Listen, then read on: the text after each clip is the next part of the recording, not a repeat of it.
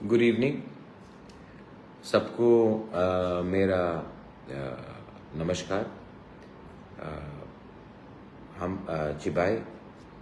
मैं आज अभी थोड़ी देर पहले साबरूम से आया हूँ और रास्ते में मेरा 2-3 जगह में बात भी हुआ है और मुझे लगा फर्स्ट ऑफ ऑल मैं सबको थैंक यू बोलना चाहता हूँ। आज इतना अच्छा रैली हुआ जहाँ में चाकमास, मॉक्स, तिप्रासास, हिंदू बंगालीज, मुसलमान, क्रिश्चियंस, बुद्धिस्ट्स, सब धर्म के लोग आए और हमने एक आवाज़ में अपने माइनॉरिटीज़ जो बांग्लादेश में है, हिंदू बंगाली हो, तिप्रासा हो, मॉग हो, चाकमा हो, कोई भी हो, गारोज, खासीज, मणिपुरीज, उन सब के लिए एक आवाज़ में हमने सॉलिडारिटी दिखाया और हमने बांग्लादेश को भी क्लियरली बोल दिया है वी विल नॉट टॉलरेट जो आप कर रहे हैं।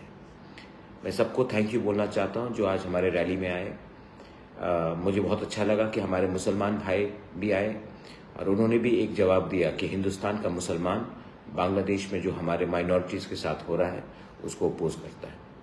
इसी को कहते हैं एकता, थानसा, and I am very happy with that.